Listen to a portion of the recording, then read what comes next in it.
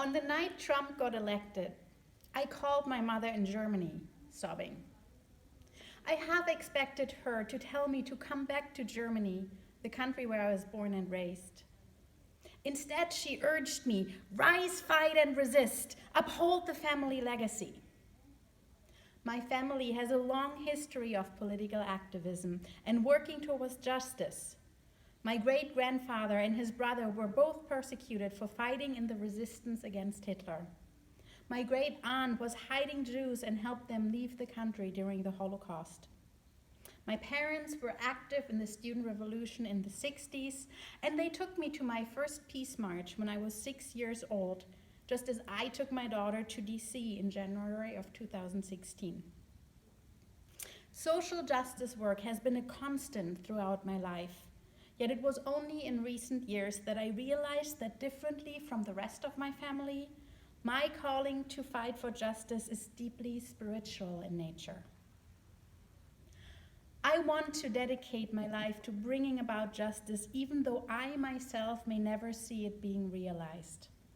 It is in this very consciousness that I'm working for a change in the world that seems so far removed from the realities of the current situation, and that will most likely not be brought about within my short lifetime that has turned working towards justice into a work of faith.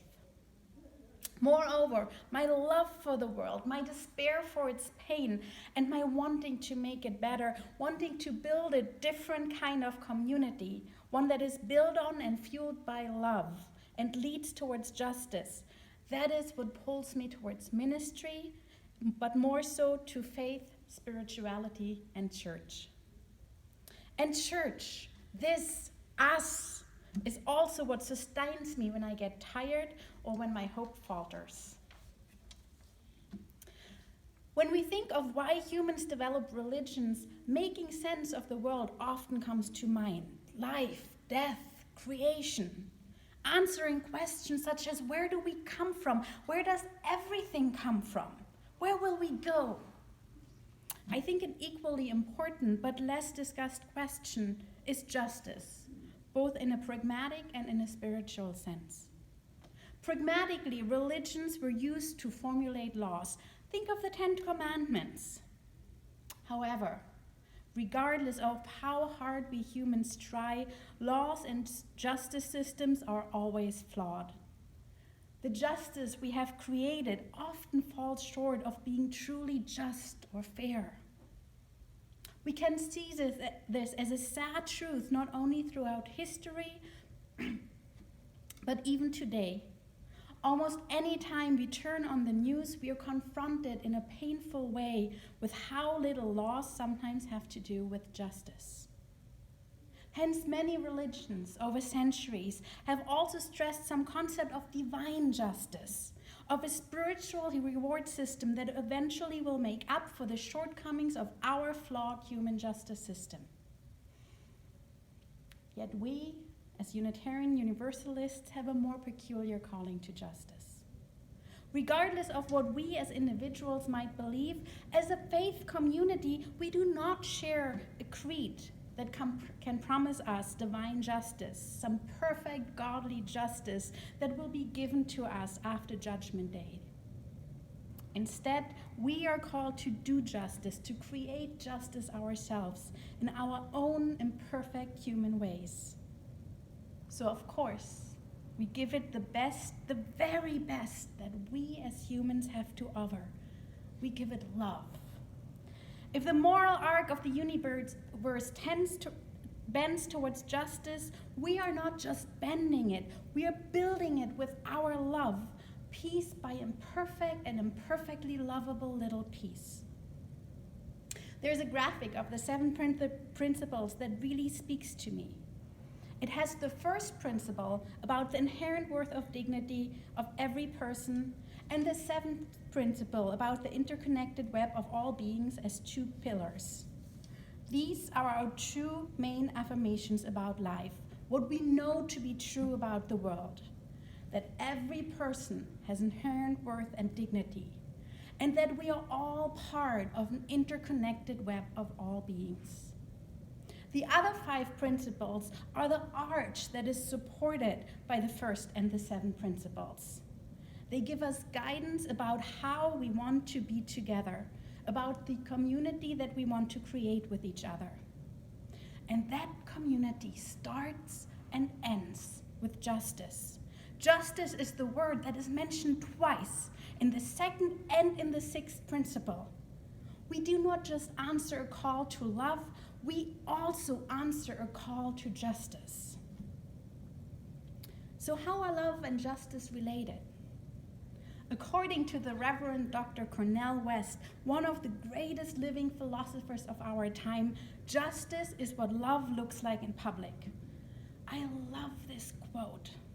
And yet, seeing justice as an expression for love can seem a bit abstract when we imagine it in practice. It is easier to focus on the smaller, more private situations in which love often shows up as kindness. When we meet as individuals, when we really see one another, when we see each other's inherent worth and dignity, when we hold a door for someone, extend a hand, or give a flower. The smile we offer each other as old friends or as strangers passing each other in the street. A shared love or a word of comfort. Also, a word of truth when it is needed, but uttered gently, so it can be received gently. Kindness to me is first principle love because it grows out of truly seeing one another, truly seeing each other's inherent worth and dignity. But as much as we would like to extend that kindness to every person in the world, kindness requires some degree of knowing each other. It requires at least the most basic level of contact. Justice, however, is 7th principle love. Justice is what love looks like in public. We strive to create just communities, a just world, because we are interconnected, because our concept of neighbor, the neighbor we love, is broad enough to encompass all of humanity.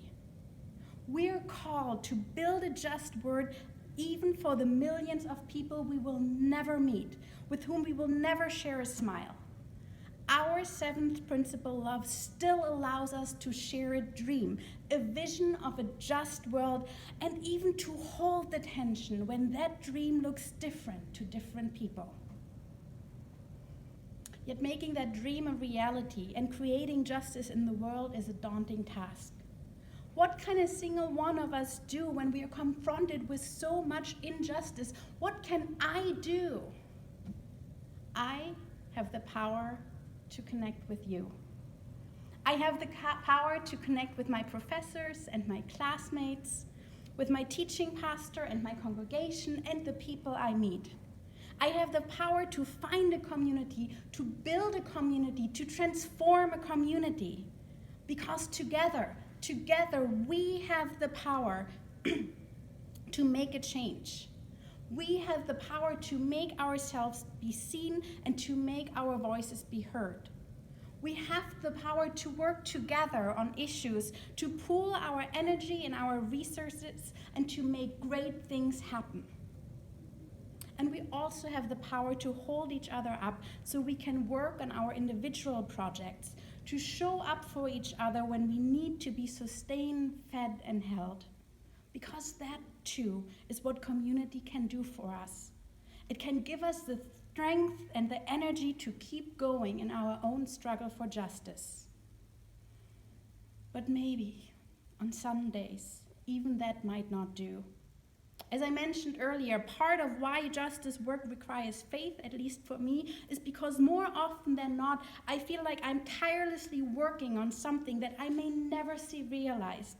And on some days, it is hard to keep the faith. On some days, it feels like there is nothing that I can do. But we can always be kind. We can always be kind to every person we see, be they friends or strangers.